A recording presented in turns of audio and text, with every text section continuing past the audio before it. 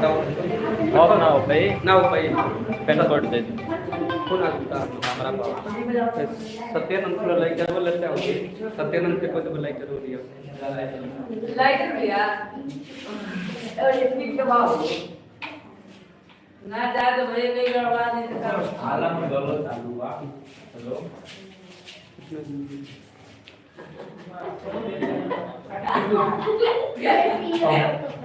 आज के क्लास में बहुपद पढ़ाया जाएगा। क्लियर है जी? आज के जो लाइव क्लास है उसमें बहुपद पढ़ाया जाएगा। क्या पढ़ाया जाएगा जी? बहुपद पढ़ाया जाएगा। क्लियर है? ओके।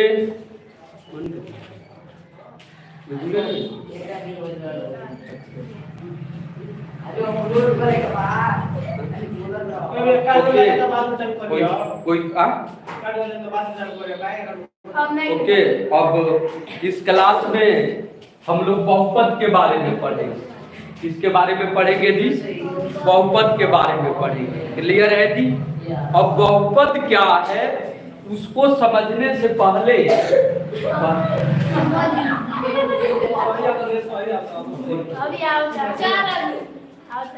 बहुपद क्या है उसको समझने से पहले चर राशि को पहले समझना पड़ेगा। क्लियर है जी? पहले चर राशि को समझना पड़ेगा कि चर राशि क्या है। क्लियर है जी? कोई प्रॉब्लम नहीं है। तो जो सवाल से गायब हो जाए यानी वैसा राशि जो सवाल से गायब हो जाए उस राशि को क्या बोलते हैं? चर राशि बोलते हैं। क्लियर है जी? क्या बोलते हैं? चर राशि बोलते हैं। जैसे में आपका हो गया x plus y, x plus y। मैं एक एग्जांपल दे रहा हूँ x प्लस y का। ठीक है जी? अब यदि x बराबर 2 रख दे और y बराबर 3 रख दे तब इसमें क्या हो जाएगा जी? यानी x के जगह पर 2 और प्लस y के जगह पर क्या जी? 3। यानी गायब क्या हुआ? x plus y। तो यहाँ पर चर राशि बराबर क्या हो जाएगा? यानी चर राशि बराबर हो गया x, y। यानी चर राशि किसको बोलते हैं जी? यानी वैसा राशि जो सवाल से क्या हो जाएगी? गायब हो जाए। जो सवाल से गायब हो जाए उसको क्या बोलते हैं जी? चर राशि बोलते हैं। क्लियर है? कोई प्रॉब्लम नहीं है। अब हम बहुपद के बारे में चर्चा करेंगे। चर राशि समझ में आया कि नहीं? इसी तरीका से मैं एक और एग्जाम्पल दे रहा हूं और उसमें चर का पता करना है कि चर राशि क्या है। ओके, कोई प्रॉब्लम नहीं है जी? जैसे क्या हो गया? z प्लस p है, z प्लस p है। समझना है ध्यान से। अब बराबर क्या है? 10 है।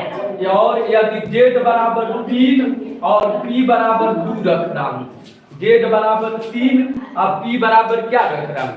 2 रख रहा हूँ। अब बिल्कुल ध्यान से समझना है। z बराबर कितना रख रहे हैं जी? 3 और p बराबर 2 रख रहे हैं। अब बिल्कुल ध्यान से समझेंगे कि इसमें गायब क्या हो रहा है। यानी z बराबर 3 रख दिए, अब प्लस करके p बराबर 2 रख दिए, p के जगह पर क्या रख दिए जी? 2 रख दिए। बराबर क्या हो गया? इधर बराबर में 10 है। पहले मैं जो समझा रहा हूं उसको समझना है ध्यान से। तो यहाँ पर चर राशि क्या हो गया जी? z और p हो गया। लेकिन 10 गायब हुआ? 10 नहीं गायब हुआ। सवाल से गायब क्या हुआ? तो z गायब हुआ और p गायब हुआ। इसलिए z और p को क्या करेंगे? चर राशि। यानी चर राशि बराबर क्या हो गया जी? z, p। क्लियर है जी? और अचर राशि बराबर क्या हो गया? अचर राशि बराबर 10। अब अचर राशि किसको बोलते हैं? जो सवाल से गायब नहीं होता है। यानी जो सवाल से गायब नहीं होता है उसको अचर राशि बोलते हैं। क्लियर समझ में आया कि नहीं जी? ओके, कोई प्रॉब्लम नहीं ना है।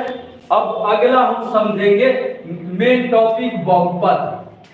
बहुपद को समझने के पहले चर राशि हमारा क्लियर होना चाहिए कि चर राशि क्या है। क्लियर है जी? कमेंट करके बताना है कि चर राशि समझ में आया कि नहीं। ओके, क्लियर है जी? अब चर राशि, अब बहुपद के बारे में चर्चा करेंगे कि बहुपद क्या है, यानी what is polynomial, what is polynomial. बिल्कुल ध्यान से समझना जी, बहुपद क्या है। तो बहुपद का क्या परिभाषा होता है जी कि एक चर में वैसा बीजीय व्यंजक, वैसा बीजीय व्यंजक, वैसा बीजीय व्यंजक, एक चर में वैसा बीजीय व्यंजक जिसका, ध्यान से समझते चलना है, जिसका धनात्मक पूर्णांक घातांक, जिसका धनात्मक पूर्णांक घातांक क्या जी, जिसका धनात्मक पूर्णांक घातांक, घातांक बढ़ते बढ़ते या घटते, बढ़ते या घटते क्रम में, क्रम में बढ़ते या घटते क्रम में सदे हो, बढ़ते या घटते क्रम में क्या हो जी, सदे हो, उसे बहुपद कहते हैं, उसे बहुपद कहते हैं, उसे बहुपद कहते हैं। बिल्कुल ध्यान से समझना है कि बहुपद किसे कहते हैं। क्लियर है जी, एक एक स्टेटमेंट को समझना है। क्लियर है कि यह स्टेटमेंट क्या है, बहुपद क्या है, क्लियर है जी।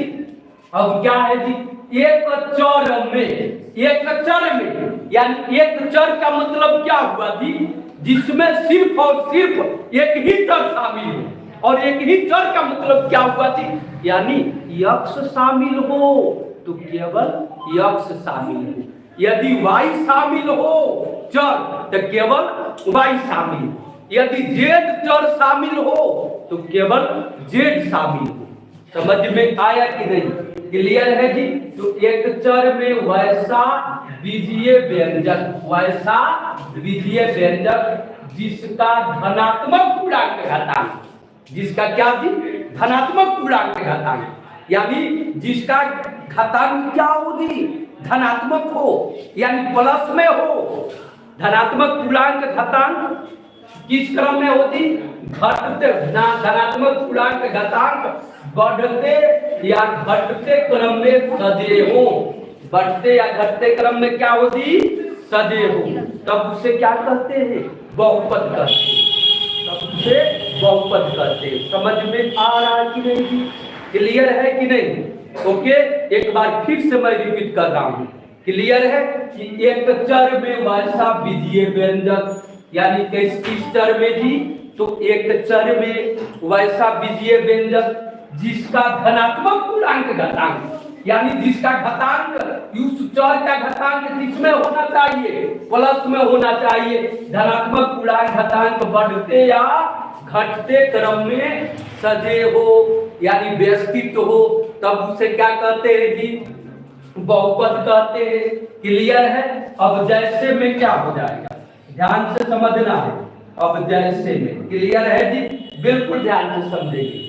जैसे 3x स्क्वायर प्लस 5x और माइनस 10, अब क्या यह बहुपद है, तो कहेंगे हाँ। अब क्यों बहुपद है जी, बिल्कुल ध्यान से समझना है। अब क्यों बहुपद है, तो इसमें कौन सा चर शामिल है, एक ही चर यक्ष शामिल है, क्योंकि डिफिनीशन ही हमारा क्या है, एक चर में, एक चर में, यानी एक ही चर शामिल होना चाहिए। क्या शामिल होना चाहिए जी, एक ही चर शामिल होना चाहिए। एक चर में वैसा बीजीय व्यंजक जिसका धनात्मक पूर्णांक घातांक, यानी इसका घातांक कैसा है जी, धनात्मक पूर्णांक घातांक है, उसके साथ किस क्रम में सजा है, तो घटते क्रम में सजा है, यानी यक्ष के घात 2, यहाँ से यक्ष के घात कितना है जी, 1 है, प्लस 1 है। इस तरीका से यह किस रूप में सजा हुआ है, तो किस रूप में है जी, तो इसका घातांक घटते हुए रूप में सजा हुआ है, ठीक है। इसका घातांक किस रूप में सजा हुआ है, घटते हुए रूप में सजा हुआ है। तो फिर से यह क्या है जी, बहुपद है। क्या है, बहुपद है। क्लियर है जी। इसी को हम ऐसे भी लिख सकते हैं कि अब एक और दे रहे हैं, जैसे आपका हो गया 5 माइनस 3 यक्स के पावर 4 प्लस 2 यक्स के पावर 3 माइनस 4x के पावर 2 माइनस 10x 10। अब यहाँ से किस क्रम में, बढ़ते हुए क्रम में कर, यानी सॉरी यहाँ से किस क्रम में कर दे रहेगी, 5 हो गया माइनस 10x प्लस 2x² और माइनस 4x³। अब आपसे पूछा जाए कि क्या यह बहुपद है, तो हाँ यह भी बहुपद है। क्या है जी, यह भी बहुपद है। अब आप पूछोगे ना कि यह भी क्यों बहुपद है, क्योंकि इसमें भी एक ही चर x शामिल है। क्या शामिल है जी, तो एक ही चर x शामिल है और उस चर का घात किस क्रम में है जी, बढ़ते हुए क्रम में है। यानी बहुपद का घात प्लस में होते हुए, किसमें होते हुए जी, प्लस में होते हुए बढ़ते क्रम में या घटते क्रम में क्या सजे हुए हो। जैसे ऊपर वाला एग्जाम्पल जो दिया हूं मैंने, उसमें बहुपद का जो घात, बहुपद में जो चर शामिल x है उसका घात किस क्रम में है जी, घटते हुए क्रम में है। यानी +2 है, उसके बाद से +1 है। समझ में आ रहे हैं। उसके बाद वाले एग्जाम्पल में मैं दिया हूँ उसमें भी चर तो x शामिल है, लेकिन वहां पर इस चर का घात क्या है जी, तो +1 है, उसके बाद से +2 हो गया, उसके बाद से क्या हो गया जी, +3 हो गया। इस तरीका से उसके जो दूसरा नंबर एग्जाम्पल दिया गया है उसमें भी x का घात किस क्रम में है, तो बढ़ते हुए क्रम में है। इस तरह से क्या हुआ जी, बहुपद हुआ। अब एक और एग्जाम्पल दे रहा हूं, समझना है ध्यान से। ZQ minus 2Z² plus 10Z minus 15। Clear है जी। हल्ला क्यों कर रहे हो जी, हल्ला नहीं करना है, कीप साइलेंट, अभी खेदेंगे बता दे रहे हैं, ठीक ना, पहले समझ जाए। ओके, कोई प्रॉब्लम नहीं ना है, क्लियर है। अब यहाँ से क्या करेंगे, बिल्कुल ध्यान से समझना है। ओके, कोई प्रॉब्लम नहीं ना है जी। अब इसमें एक ही चर क्या शामिल है, ओके, एक ही चर z शामिल है।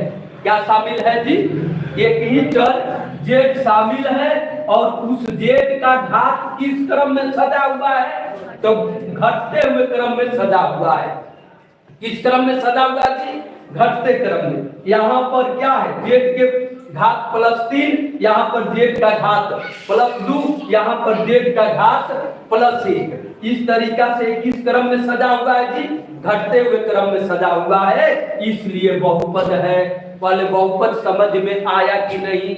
इस तरीका से मैं एक और एग्जाम्पल दे रहा हूं और उसको बताना है कि यह बहुपद है कि नहीं है। जैसे हम एग्जाम्पल दे रहा हूं जी, बिल्कुल ध्यान से समझना है। x² + y² + 5 कमेंट करके बताना है कि यह बहुपद है कि नहीं है।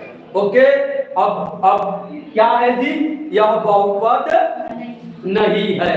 अब आप पूछोगे ना, आपने तो कह रहे थे कि चर शामिल होना चाहिए और इसमें तो चर x और y दोनों चर शामिल है, तो बहुपद तो होना चाहिए ना। नहीं, अब यह बहुपद नहीं है। क्यों नहीं है, जो क्यों नहीं है, क्योंकि एक ही चर शामिल नहीं है। इसमें दो चर शामिल है जी, एक x शामिल हो गया और एक y शामिल हो गया, और बहुपद होने के लिए सिर्फ और सिर्फ एक ही चर शामिल होना चाहिए। यदि x शामिल है तो फिर x शामिल होना चाहिए, y शामिल है तो सिर्फ और सिर्फ क्या शामिल होना चाहिए जी, y शामिल होना चाहिए। तो समझ में आया कि नहीं कि what is the main condition to be a polynomial, यानी पॉलिनोमियल होने का मेन कंडीशन, मेन शर्त क्या है। समझ में आया कि नहीं जी, क्लियर है, कोई प्रॉब्लम नहीं है। अब इसमें एक और एग्जांपल दे रहा हूं, ये क्यों नहीं बहुपद है जी, क्योंकि इसमें कितना चर शामिल है, दो चर शामिल है, और बहुपद होने के लिए कितना चर चाहिए, सिर्फ और सिर्फ एक चर चाहिए। या तो यहाँ पर x है तो ये y हो गया होता, या तो केवल y शामिल हो गया होता। समझ में आ रहा है कि नहीं। ओके, अब एक और दे रहा हूं, समझना ध्यान से। इसमें भी कमेंट करके बताना है कि ये बहुपद है कि नहीं है। जैसे 3x के पावर -2 अब +4x अब -10। अब ये बहुपद है कि नहीं, ओके, इसको भी बताना है बहुपद है कि नहीं है। क्लियर है जी? अब कमेंट करके बताना है बहुपद है कि नहीं है। यह भी बहुपद नहीं है। अब आप पूछोगे ना जी, देखो क्या क्या कंडीशन आ रहा है। अब आप पूछोगे दिस इज लॉजिक, यानी तो गणित है जी। अब आप पूछोगे कि आप एक तरफ कह रहे थे कि एक चर शामिल होना चाहिए, तो फिर इसमें तो एक चर यक्ष शामिल है, तो बहुपद तो होना चाहिए। आओ ना डिफिनीशन पर आओ जी, एक बार बहुपद की परिभाषा पर तो आओ, उसको समझो पहले ध्यान से। एक चर में वैसा विधीय व्यंजक जिसका धनात्मक पूर्णांक घटाना, यानी धनात्मक को क्या बोलते हैं जी? प्लस बोलते हैं। हिंदी में क्या बोलते हैं? अंग्रेजी में प्लस बोलते हैं। जिसका धनात्मक पूर्णांक घटांक, पहले उस पर जोड़ देना है, एक एक बात पर जोड़ देना है कि एक चर में वैसा विधीय व्यंजक, क्या जी? एक चर में वैसा विधीय व्यंजक जिसका धनात्मक पूर्णांक घटांक, यानी उसका घटांक किसमें होना चाहिए? धनात्मक में होना चाहिए। और यहाँ पर क्या देखने को मिल रहा है कि यक्ष का घात यहाँ पर -2 है, यानी जितना इसमें यक्ष शामिल है उन सभी का घात प्लस में होना चाहिए था, लेकिन वो किसमें गया जी?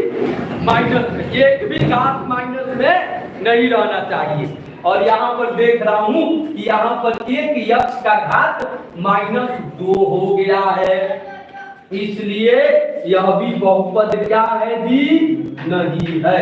यह भी बहुपद नहीं है। यह पहले बताओ समझ में आया कि नहीं? बहुपद समझ में आया कि नहीं? क्लियर है जी? कोई प्रॉब्लम नहीं है। अब अगला हमारा टॉपिक है बहुपद के परिभाषा जो दिए हैं बोर्ड पर लिखे, इसका स्क्रीनशॉट ले लेना है। क्लियर है जी? इसका स्क्रीनशॉट ले लेना है ताकि आपको बहुपद हमेशा हमेशा के लिए याद रहे। ओके, अब अगला हमारा टॉपिक है बहुपद को कैसे लिखते हैं, बहुपद का सूचित करना। बहुपद को कैसे सूचित करते हैं?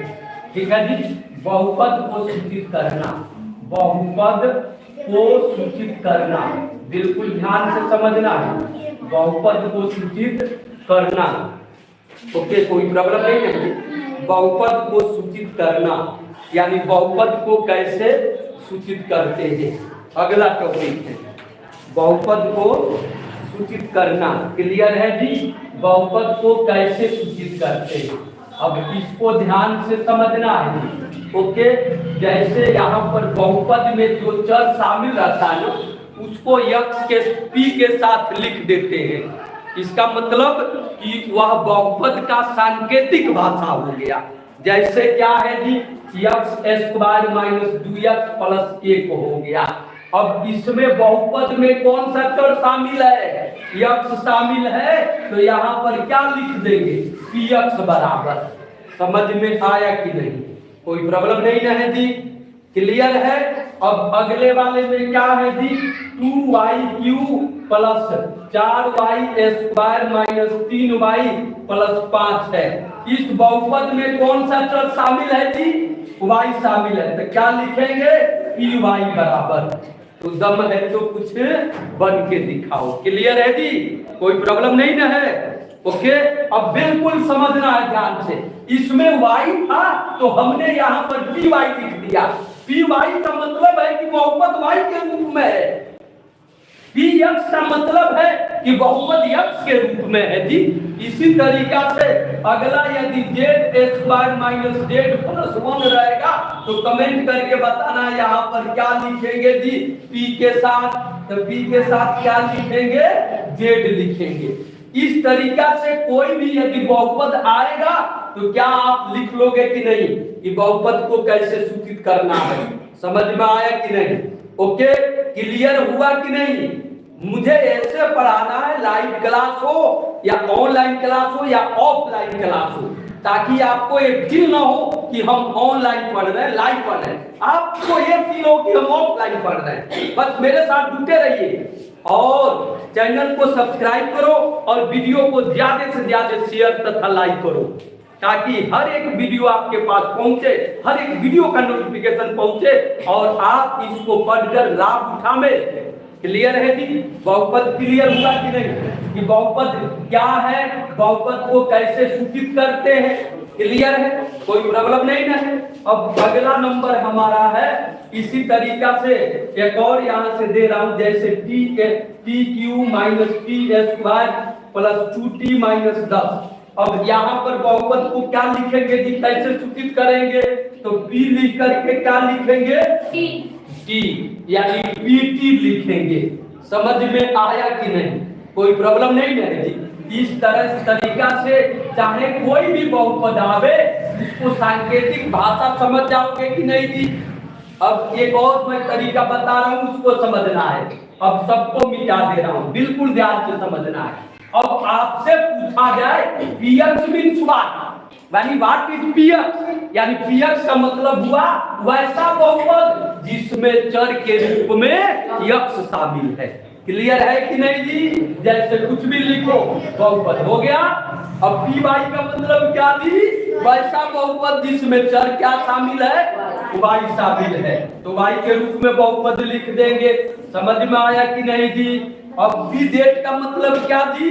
वैसा बहुपद जिसमें चर के रूप में क्या शामिल है? z शामिल है, यानी यहाँ से z³ minus 2z square plus 5z minus 15। समझ में आया कि नहीं? t का मतलब क्या जी?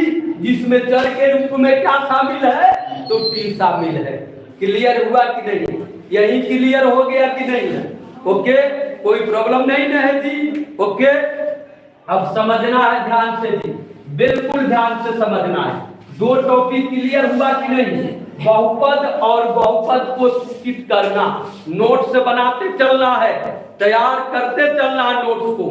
जो जो इंपॉर्टेंट टॉपिक आ रहा है उसका स्क्रीनशॉट लेते चलना है और नोट्स तैयार करना है, ताकि आपको कहीं पर भी दिक्कत ना हो। समझ में आ रहा है कि नहीं जी? क्लियर है? अब अगला नंबर है अब बहुपद का घात। बहुपद का घात एक नंबर का क्वेश्चन पूछता है जी, बहुपद का घात 8 में भी है, 9 में भी है, 10 में भी है, 11 और 12 में भी पूछता है कि what is the degree of polynomial, यानी बहुपद का घात क्या है। क्लियर है जी? बहुपद का घात पता करे to find the degree of polynomial.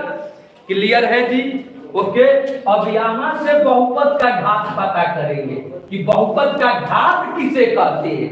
समझना है ध्यान से जी, यानी बहुपद में चर राशि का जो सबसे बड़ा घात होता है उसको समझना है जी ध्यान से। बस समझो यार, अपने आप याद होता जाएगा। यानी क्या जी? बहुपद में चर राशि के जो सबसे बड़ा घात होता है ना, वही तो बहुपद का घात होता है। बस इसमें दमी नहीं है जी, बस समझते चलना अच्छी तरीका से। बहुपद में चर राशि का जो सबसे बड़ा घात होता है, क्या होता है जी? बहुपद में चर राशि का जो सबसे बड़ा घात होता है वही तो बहुपद का घात है जी। जैसे में आपका क्या हो जाएगा, x square minus 3x plus 2। अब इसमें बहुपद में चर राशि क्या शामिल है जी? x शामिल है। अब x का सबसे बड़ा घात क्या है? तो x का सबसे बड़ा घात 2 है ना जी। तब यहाँ से क्या लिखेंगे? बहुपद का घात। बहुपद का घात बराबर क्या बाबू? 2। अब आप पूछोगे क्यों?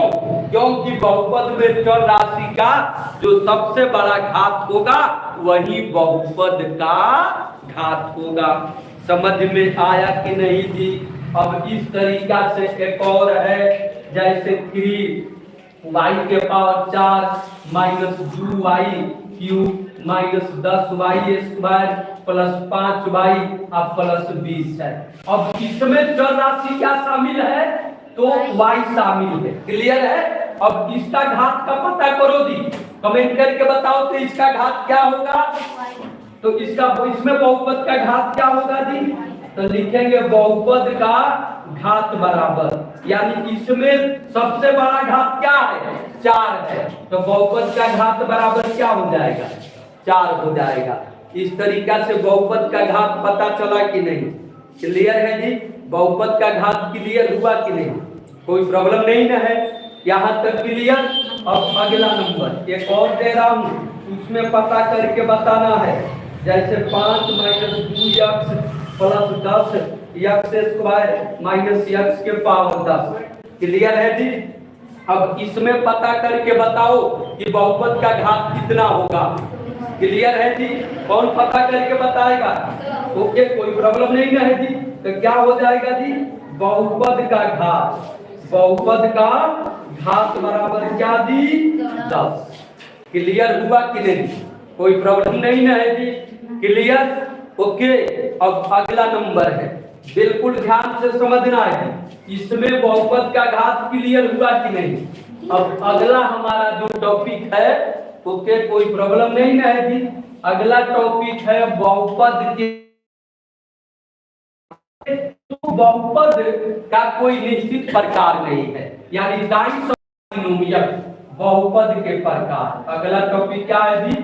बहुपद के प्रकार। बिल्कुल ध्यान से समझना है, बहुपद के प्रकार यानी टाइप्स ऑफ पॉलिनोमियल, बहुपद के कितने प्रकार होते हैं। तो बहुपद का कोई निश्चित प्रकार नहीं है, यानी बहुपद के प्रकार उसके घात पर निर्भर करता है। समझ में आ रहा है कि नहीं? यानी बहुपद के प्रकार किस पर निर्भर करता है? तो बहुपद के घात पर निर्भर करता है। ओके, यदि किसी बहुपद का घात 1 को है, जैसे 2x प्लस 5, इसमें बहुपद का घात कितना है जी? 1 है। तो फिर इसको क्या कहेंगे? एक घातीय बहुपद, एक घातीय बहुपद। यही पर नहीं याद हो गया तो फिर कहना। ओके, एक घातीय बहुपद, क्योंकि इसमें बहुपद का घात कितना है?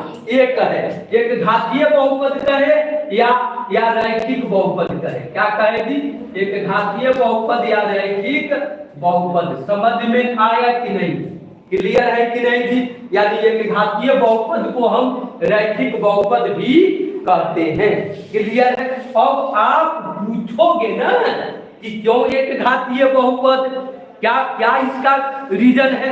क्योंकि इसमें बहुपद का घात 1 है, इसलिए एक घातीय बहुपद। यदि बहुपद का घात 2 होगा तो फिर द्विघातीय बहुपद। यदि बहुपद का घात 3 होगा तो फिर त्रिघातीय बहुपद। यदि बहुपद का घात 4 होगा तो फिर चतुर्थ घातीय बहुपद। अब बोलते जाओ यार, इसी तरीका से कहते जाओ, कोई दमी नहीं है यार, बिल्कुल इजी बना देंगे। बस जुड़े रहो मेरे साथ, और लाइव क्लास में अटेंड रहना बहुत बहुत जरूरी है। ओके, कोई प्रॉब्लम नहीं है। ये तो खास करके मेरे कोचिंग के विद्यार्थी को तो और फायदा होगा, जो लाइव में भी पढ़ेगा और फिर से ऑफलाइन भी पढ़ेगा, इसलिए जुड़ना बहुत जरूरी है लाइव क्लास में। क्लियर है जी? अब यहाँ से क्या है? अगला है अब एक घातीय बहुपद का मानक रूप। एक घातीय बहुपद का मानक रूप इतना समझ में आया कि नहीं जी? कि एक घातीय बहुपद क्या है, इसका परिभाषा अपने आप लिख लोगे कि नहीं? कि वैसा बहुपद जिसका घात 1 हो उसे एक घातीय बहुपद कहते हैं। बिल्कुल इजी। क्लियर है जी? ओके, और बहुत अच्छा मुझको लगा कि आज के लाइव क्लास में आप लोगों ने भरपूर अपना क्या किया जी? सहयोग दिया, और इसी तरीका से सहयोग दोगे तो मैं आपको बहुत अच्छे से पढ़ाऊंगा, ताकि आप भी कभी मतलब लाइफ में हमेशा हमेशा के लिए याद रखोगे कि मुझे भी कोई पढ़ाया। ओके, आपको ये फील नहीं होगा कि ये लाइव क्लास में है, आपको ये फील होगा कि मैं बुलेट सर के पास ऑफलाइन क्लास कर रहा हूँ, ऑनलाइन नहीं कर रहा हूँ। आपको ऐसा बताया जाएगा कि आपको समझना एकदम बिल्कुल इजी हो जाएगा। आप जुड़ करके तो देखो। क्लियर है? वीडियो को ज्यादा से ज्यादा शेयर करना है, चैनल को सब्सक्राइब करना है, ओके, और लाइक करना है। अब मैं फिर से दूसरा नंबर लेकर आया हूँ, एक घातीय बहुपद का मानक रूप। एक घातीय बहुपद समझ में आया कि नहीं जी? कि वैसा बहुपद जिसका घात 1 हो उसे एक घातीय बहुपद कहते हैं। अब इसका मानक रूप क्या है जी? एक घातीय बहुपद का मानक रूप, एक घातीय बहुपद का मानक रूप, एक घातीय बहुपद का मानक रूप। बिल्कुल ध्यान से समझना है। एक घातीय बहुपद का मानक रूप क्या हो जाएगा? ax plus b। क्लियर है जी? इसको नोट करते चलना है।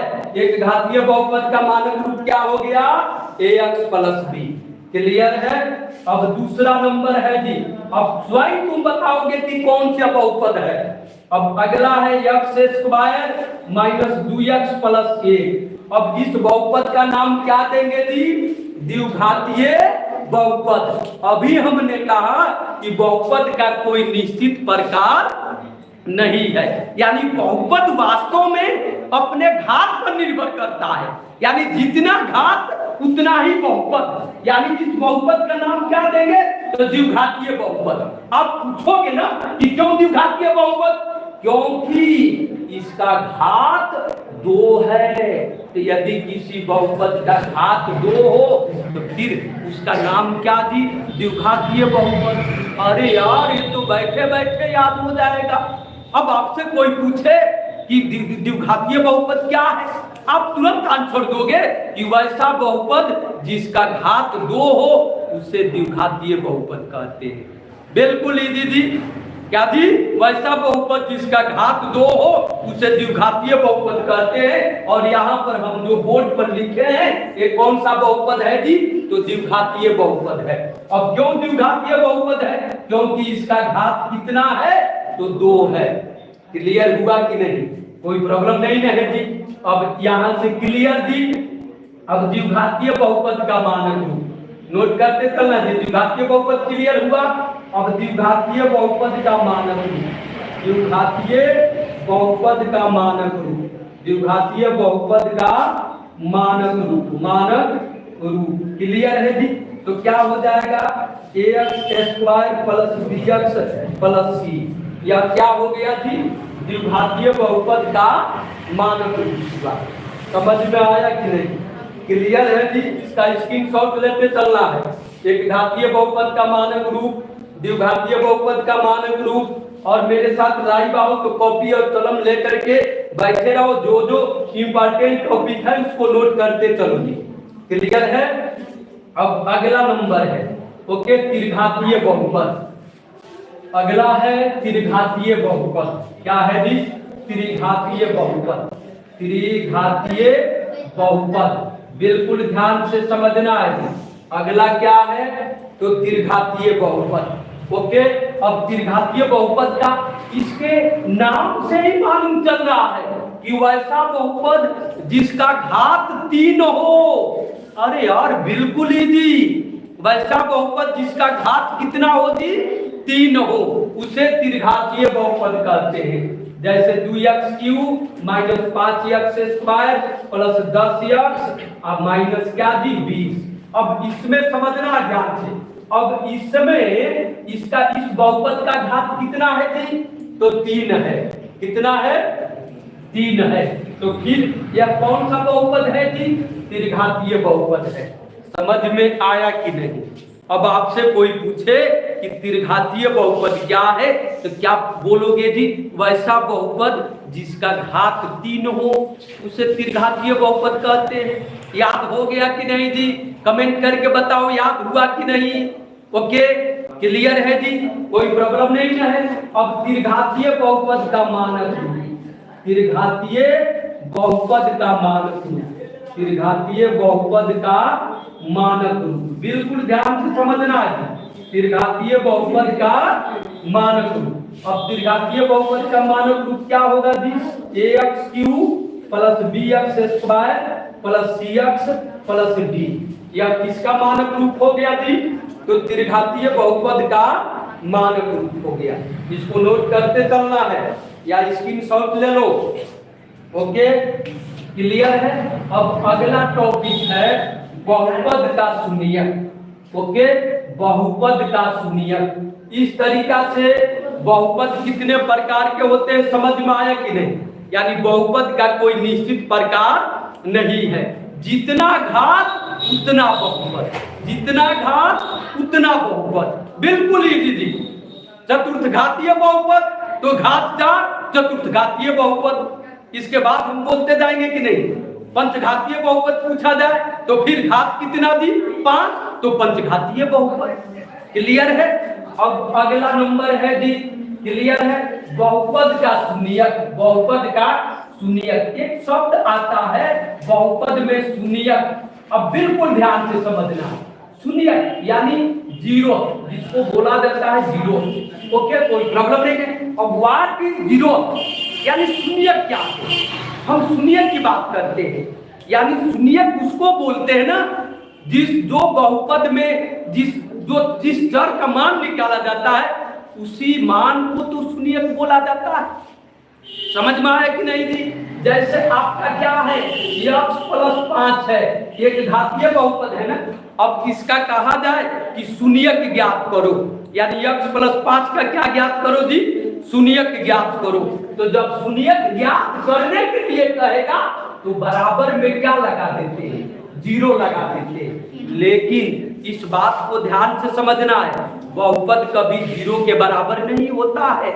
बहुपद कभी जीरो के बराबर नहीं होता है, बिल्कुल ध्यान से समझना है जी।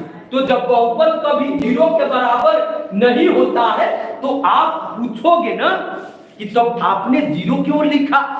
एक बात पर कंक्लूजन करना है। आप एक तरफ से कह रहे हैं कि बहुपद जीरो के बराबर नहीं होता है और फिर आपने तो जीरो लिख दिया जी यहाँ पर। हाँ, मैंने जीरो लिखा। क्यों?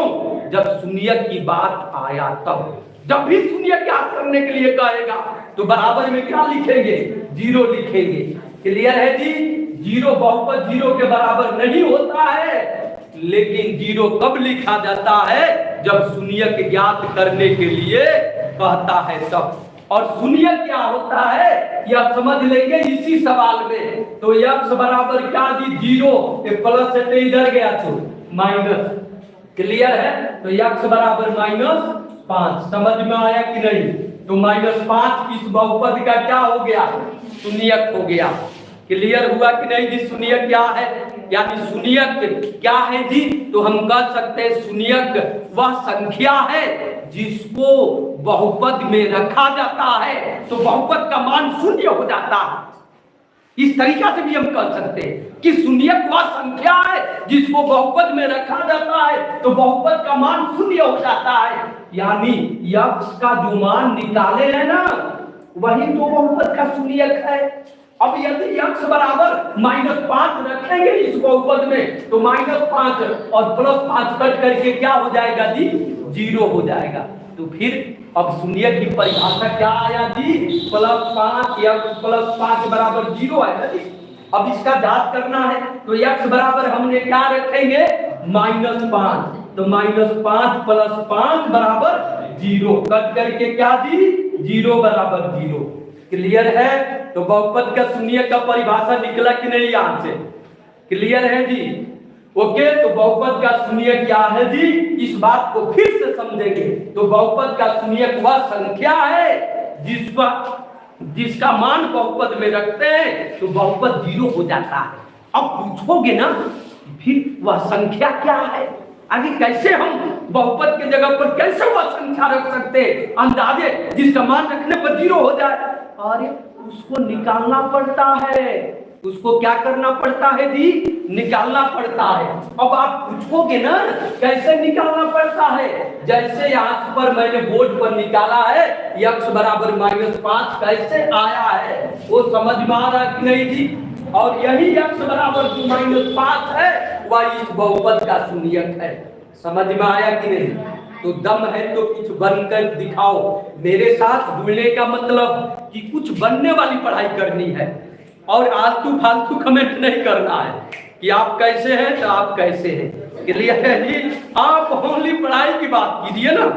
जो आपको नहीं समझ में आ रहा है वैसे कमेंट कीजिए कि हमको नहीं समझ में आ रहा, फिर से बताइए, फिर से बताया जाएगा। टाइम का अभाव है, मेरे पास फालतू कमेंट देने के लिए जवाब नहीं है। ठीक है जी? आप क्वेश्चन कीजिए। आप लोग झूठ करके आपस में हेलो हाय मत कीजिए। आप जुड़िए तो क्वेश्चन कीजिए, समझिए उसको, समझिए अच्छी तरह से, ताकि आप मेरे पास फिर से कल सुबह आओ ऑफलाइन क्लास लेने तो आपको कोई दिक्कत न रहे, ताकि आप समझे उस बात को। समझ में आ रहा है कि नहीं जी? क्योंकि अनुशासन ही देश को महान बनाता है। ठीक है जी? जब तक आपके पास अनुशासित व्यवस्था नहीं है, अनुशासन नहीं है, तो फिर आप कैसे लाइफ में तरक्की करेंगे? It is impossible. It is impossible दी, बिना डिसिप्लिन का, बिना अनुशासन का आपका लाइफ तरक्की कर ही नहीं सकता। इसलिए आप अनुशासित रहिए और मेरे साथ जुड़े रहिए। ओके, कोई प्रॉब्लम नहीं रहेगी। अब अगला नंबर है, ओके, अब बहुपद का शून्यक हुआ कि नहीं थी? ओके, शून्यक मालूम चला कि नहीं? नहीं मालूम चला तो कमेंट करके पूछो। क्लियर है जी? अब अगला नंबर है, या तो एक घातीय बहुपद का शून्यक हो गया। अब द्विघातीय बहुपद का शून्यक कैसे निकालेंगे? ओके, अब द्विघातीय बहुपद के लिए हम चलते हैं कि द्विघातीय बहुपद का शून्यक कैसे निकालना है। क्लियर है जी? कोई प्रॉब्लम नहीं ना है। अब हमारा एक टॉपिक आता है द्विघातीय बहुपद का शून्यक। वेरी वेरी इंपॉर्टेंट टॉपिक, द्विघातीय बहुपद का शून्यक। बहुपद का शून्यक बिल्कुल इजी बना देंगे। क्लियर है जी? जीरो से हीरो बनाते हैं, समझ में आ रहा है कि नहीं? जो जीरो से हीरो बनाता है उसी का नाम है नागेंद्र गुप्ता उर्फ बुलेट गुप्ता। समझना है कि नहीं? जीरो से हीरो बनाते हैं। क्लियर है जी? द्विघातीय बहुपद का शून्यक बिल्कुल ध्यान से समझना है। द्विघातीय बहुपद का शून्यक। ओके, क्लियर है जी? अब बिल्कुल ध्यान से समझेंगे। ओके, अब द्विघातीय बहुपद का कैसे शून्यक ज्ञात करेंगे? जैसे x² अब -5x + 6 हो गया, पहला सवाल है। और इस सवाल का शून्यक ज्ञात करना है, इसका शून्यक ज्ञात करना है जो क्लास 10 में है। सेम क्या है जी? क्लास 10 में है। क्लियर है ना? अब इसका शून्यक ज्ञात करना है। क्लियर है? मेरे साथ जुड़े रहिए आप लोग, और जितना देर तक जुड़ेंगे उतने देर तक मैं पढ़ाऊंगा। मैं वो कितने नहीं हूं कि आप जुड़े और मैं चला जाऊं। मेरा और ज्यादा से ज्यादा मन बढ़ता है। एक मेरा हॉबी है, शौक है कि मैं आपको योगदान करूं और फ्री में योगदान करूं, ताकि आप इससे लाभान्वित हो और आप याद रखें। ये मेरा हॉबी है। अन्यथा मेरे पास जो ऑफलाइन क्लास करता है उसको मालूम है कि बुलेट भैया के पास कितना समय का अभाव है, फिर भी मैं टाइम निकाल के आपके लिए वीडियो बनाने आता हूं, वीडियो बनाता हूं, ताकि आप वीडियो के माध्यम से भी लाभ ले सके। क्लियर है जी? ओके, अब इसका शून्यक ज्ञात करना है। बिल्कुल ध्यान से समझना है जी। x² - 5x + 6 का शून्यक ज्ञात करना है, जो हूबहू क्लास 10 का सवाल है। क्लियर है जी? अब शून्यक ज्ञात करेंगे। आज मैंने 10 में चलाया मध्य पद को विभक्त करके, मध्य पद को विभक्त करके गुणनखंड। ओके, सेम उसी पर बनेगा जी। इसलिए तो मैं बेसिक कॉन्सेप्ट पर विशेष जोर देता हूं कि जिसका बेस मजबूत है वही तरक्की करेगा। हर एक सब्जेक्ट का बेस चाहिए, यानी हर एक सब्जेक्ट का बेस चाहिए, और मैं हर एक सब्जेक्ट का बेस देता हूं। मैथ का, फिजिक्स का, केमिस्ट्री का, बायोलॉजी का, इंग्लिश का। मैं जितना सब्जेक्ट, 5 सब्जेक्ट का पहले बेस मजबूत करता हूं, उसके बाद से आगे बुक स्टार्ट करता हूं। और जब मैं बुक स्टार्ट करता हूं तो लड़का लड़की अपने आप कहता है कि ये बन जाएगा, ये बन जाएगा, ये बन जाएगा। जो चैप्टर 20 दिन में समाप्त होता है वो चैप्टर में 2 दिन में समाप्त करता हूं, और फुली पूरा छात्र बनाता है मेरा। तो पहले बेस पर आप जोड़ दीजिए, और बेस जो इसमें मैंने अपने क्लास में बता चुका हूं, लेकिन फिर भी बता रहा हूं यहाँ पर। ठीक है जी? अब शून्यक ज्ञात करना है इसका, x² - 5x + 6। अभी हमने क्या कहा इसके पहले वाले सवाल में कि बहुपद कभी 0 के बराबर नहीं होता है। तो जब 0 के बराबर नहीं होता है तो बराबर में मैंने 0 लिख दिया। ओके, अब तो आप पूछोगे क्यों? फिर से मैं उस बात को रिमाइंड कराना चाह रहा हूं। अरे शून्यक ज्ञात करना है, और जब भी शून्यक ज्ञात करना है तो बराबर में 0 लगाना है। समझ में आया कि नहीं? जब भी बहुपद का शून्यक ज्ञात करेंगे तो बराबर में क्या लगाएंगे जी? 0 लगाएंगे। अब करते क्या है? अब रफ की जरूरत पड़ती है जी। इसमें किसकी जरूरत पड़ती है? रफ की जरूरत पड़ती है। अब रफ में प्रथम पद और अंतिम पद का गुणा करेंगे। क्लियर है जी। तो प्रथम पद कितना है x स्क्वायर और अंतिम पद कितना है 6 है, यानी क्या हो गया जी 6x स्क्वायर। अब मध्य पद को विभक्त करके और तब इसका क्या करना है गुणनखंड करेंगे पहले, समझ में आ रहा है कि नहीं जी। अब मध्य पद को विभक्त करके गुणनखंड करेंगे तो x स्क्वायर अब माइनस अब 5x को यानी माइनस 5x को दो भागों में तो लिखना है। अब कैसे दो भाग में लिखेंगे, अब दो भाग में ऐसे लिखना है ताकि उसका जोड़ घटाव करे तो -5x आ जाए और जब गुणा करे तो 6x स्क्वायर आ जाए। समझ में आ रहा है कि नहीं जी। तब क्या लिखेंगे -3x और -2x। ओके, कोई प्रॉब्लम नहीं है जी। अब +6 बराबर क्या जी 0। क्लियर है। अब इसमें क्या कॉमन है ध्यान से समझना, क्या कॉमन है जी तो x कॉमन है, x कॉमन ले लेंगे तो क्या बचेगा x -3 और इसमें क्या कॉमन है जी -2 कॉमन लेंगे तो क्या बचेगा x -3 बराबर क्या हो जाएगा 0। अब सब में क्या कॉमन है तो x -3 बच क्या रहा जी x -2 बराबर क्या हो जाएगा 0। अब x -3 बराबर में क्या लिखेंगे 0, तब x बराबर क्या दी 0 माइनस से इधर गया तो 3, तब 0 + 3 यानी x बराबर क्या हुआ 3। फिर से x -2 बराबर क्या लिखेंगे जी 0, तब x बराबर क्या हो गया 0 अब +2। क्लियर है, कोई प्रॉब्लम नहीं है जी। अब अतः शून्य हो गया क्लियर है। और फिर से मैं एक सवाल बता रहा हूँ, इसका स्क्रीनशॉट ले लो जी। क्लियर आपका कर दूंगा आज बहुपद का एक चैप्टर फाइनल, ठीक है जी। आप जा करके बुक खोलोगे एक चैप्टर फाइनल, ठीक है ना। क्लियर है जी।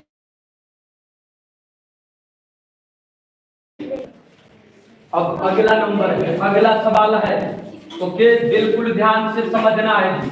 अब दूसरा नंबर है, इसका भी शून्य ज्ञात करना है।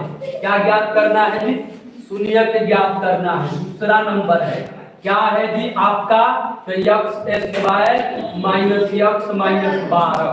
अब इसका शून्य ज्ञात करना है। क्लियर है जी। x स्क्वायर -x -12 का शून्य ज्ञात करना है।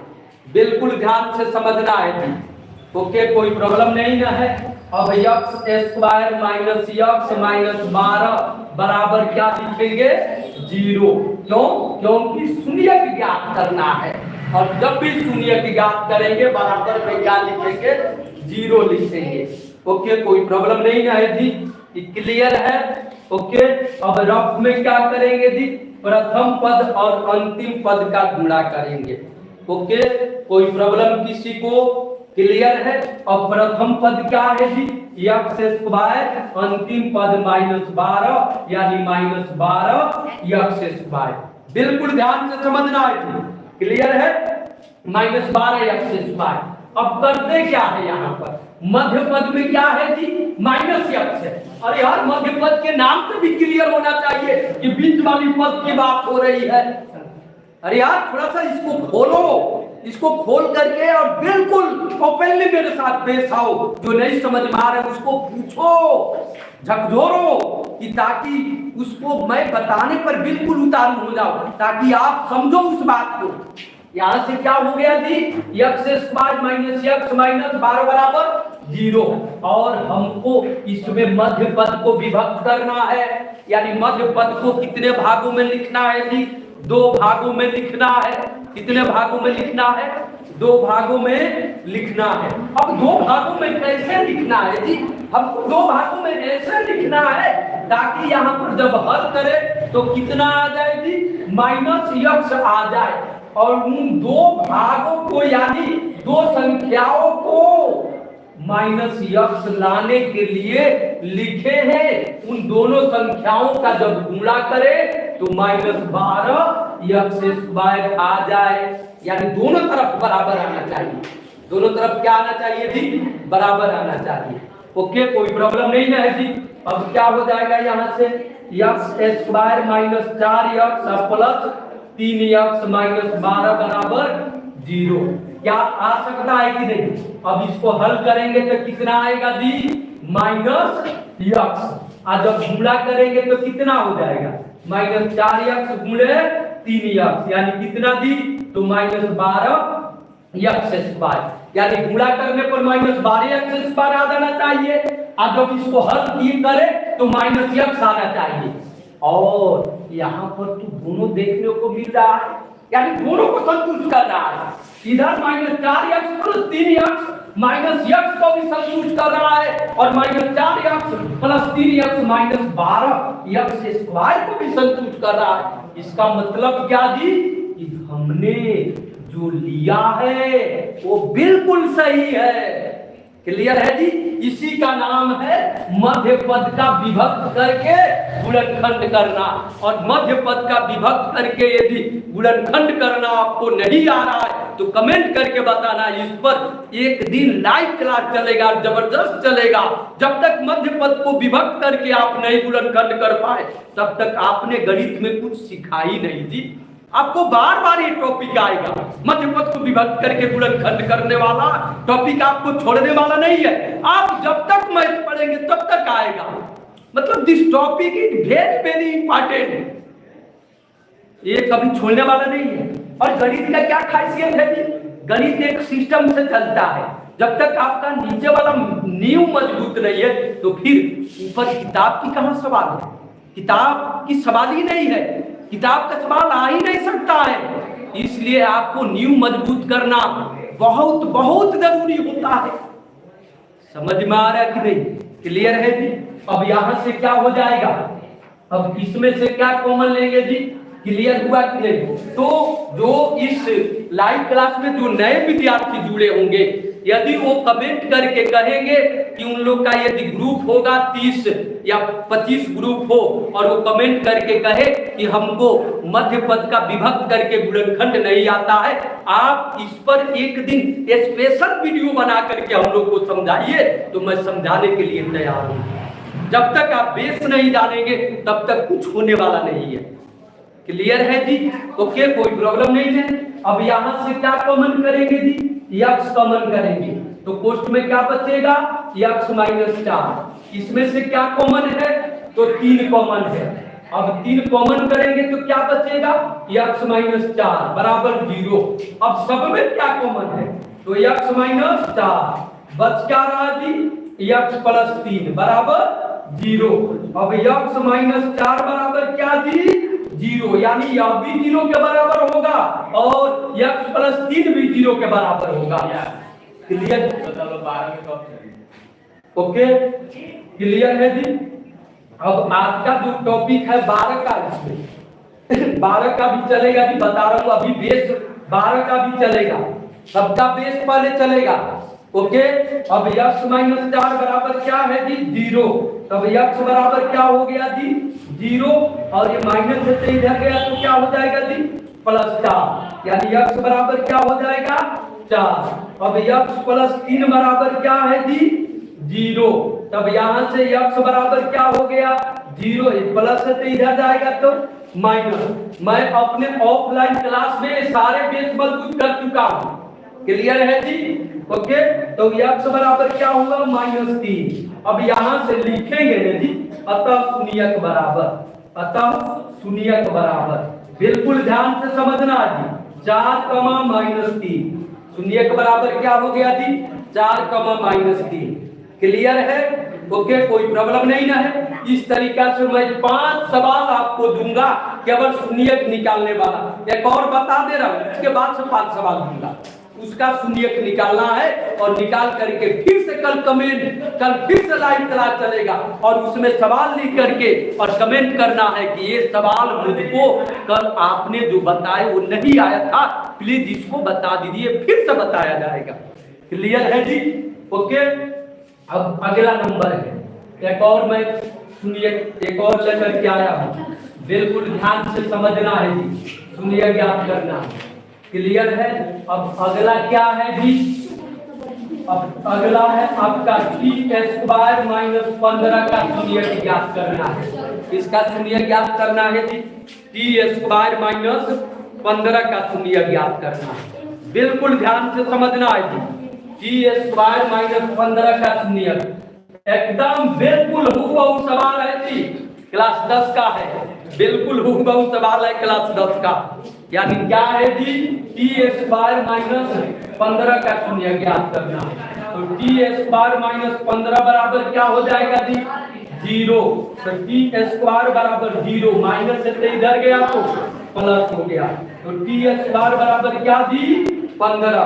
तो स्क्वायर हटेगा तो ये किस में हो जाएगा, रूट में प्लस माइनस 15। क्लियर है जी। स्क्वायर हटेगा तो ये किस में हो जाएगा जी, रूट में प्लस माइनस 15। अब क्या लिखेंगे जी, अतः शून्यक बराबर, अतः शून्यक बराबर क्या जी, रूट में 15 माइनस रूट में क्या जी, 15। आंसर हो गया। क्लियर है जी, कोई प्रॉब्लम नहीं ना है। यहाँ तक समझ में आया कि नहीं। अब 5 दे रहा हूं, उसके बाद से फिर से अगला सवाल बताऊंगा। पहले केवल शून्यक पर का 5 दूंगा। इसका स्क्रीनशॉट कर लीजिए, जितना आ रहा है सबका स्क्रीनशॉट कर लो मेरे भाई बहन। क्लियर है, ओके। अब अगला नंबर है, क्लियर। अब 5 सवाल दे रहा हूं, उसका शून्यक ज्ञात करना है, ओनली शून्यक। अब हमारा क्या है जी, निम्नलिखित का शून्यक ज्ञात करें। निम्नलिखित का शून्यक ज्ञात करें। निम्नलिखित का क्या जी, शून्यक ज्ञात करें। शून्यक ज्ञात करें, बिल्कुल ध्यान से समझना है। निम्नलिखित का शून्यक ज्ञात करें। 5 सवाल रहेगा। क्लियर है जी। अब यहाँ से x square plus x minus b. दूसरा नंबर क्या जी, y स्क्वायर माइनस y और माइनस 30 है। तीसरा नंबर क्या हो जाएगा, टी स्क्वायर माइनस 16। चौथा नंबर क्या हो जाएगा जी, यानी x प्लस 2 का होल स्क्वायर और माइनस क्या हो जाएगा जी, x plus whole square minus 4 बराबर 0। पांचवा नंबर क्या हो जाएगा जी, बिल्कुल ध्यान से समझना है जी, x प्लस 3 का होल क्यूब और माइनस क्या हो जाएगा 64, माइनस 64 हो जाएगा। ये 5 सवाल दिया हूं, 5 सवाल का शून्यक निकाल लेना है। इसका स्क्रीनशॉट कर लो। क्लियर है जी, कोई प्रॉब्लम नहीं ना है, ओके। और फिर से स्क्रीनशॉट करो या नोट करो, तब तक फिर से आ रहा हूं। क्लियर है जी, क्लास चालू है।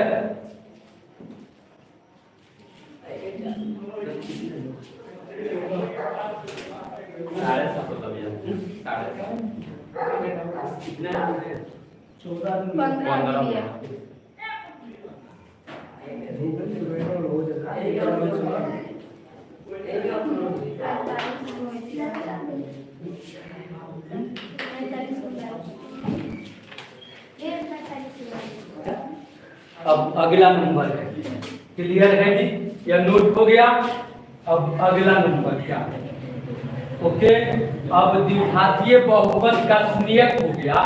अब द्विघातीय बहुपद के लिए फार्मूला, अब द्विघातीय बहुपद के लिए जो फार्मूला होता है उसको लेकर के आ रहे हैं। यानी द्विघातीय बहुपद का फार्मूला, द्विघातीय बहुपद का सूत्र, द्विघातीय बहुपद के लिए सूत्र, द्विघातीय बहुपद से संबंधित सूत्र, द्विघातीय बहुपद से संबंधित सूत्र, द्विघातीय बहुपद से संबंधित सूत्र, बिल्कुल ध्यान से समझना है।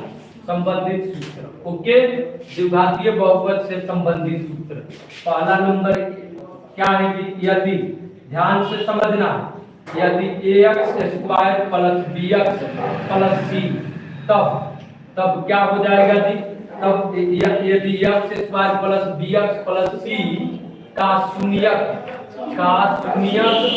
अल्फा और बीटा का शून्यक क्या जी, अल्फा और बीटा हो, तब अब आप पूछोगे कि इसका शून्यक आपने अल्फा और बीटा कहां से लिख लिया। अरे यार, द्विघातीय बहुपद है तो 2 शून्यक होगा। एक मान लिया गया है कि एक शून्यक को अल्फा और दूसरा शून्यक को बीटा। अब अल्फा के जगह पर क्या है, वी डोंट नो। बीटा की जगह पर क्या है, वी डोंट नो। बस हमको समझना है कि इसके द्विघात बहुपद का ये मानक रूप है और इसका जब द्विघात बहुपद है तो इसके शून्यकों की संख्या 2 होगा और उस 2 शून्यकों को हमने अल्फा और बीटा मान लिया। तब पहला नंबर क्या सूत्र लिखेंगे जी? अल्फा प्लस बीटा बराबर माइनस बी बाई ए।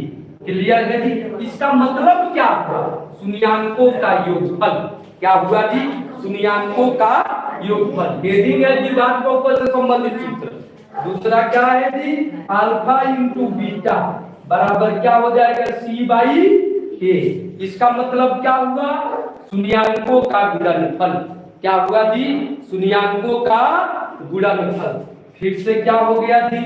अब द्विघातीय अगला है द्विघातीय बहुपद बराबर। तीसरा नंबर है द्विघातीय बहुपद बराबर। द्विघातीय बहुपद बराबर क्या होता है जी? तो x square minus alpha plus beta into x plus alpha into beta. ये कौन सा बहुपद है जी? तो द्विघातीय बहुपद बराबर x square minus alpha plus beta into x plus alpha into beta. समझ में आया कि नहीं जी? इस 3 फार्मूला लिख लेना है। ये स्पेशली द्विघातीय बहुपद के लिए है या द्विघात बहुपद में यूज होगा। समझ में आया कि नहीं जी? और कल फिर से इस पर का अगला सवाल चलेगा और बिल्कुल एक भी सवाल नहीं छूटेगा। ऐसा बताऊंगा तुम खुद अपने आप करोगे। तो चैनल को सब्सक्राइब करना है और वीडियो को ज्यादा से ज्यादा शेयर तथा लाइक करना है। आज यहीं तक, धन्यवाद। कितना चला?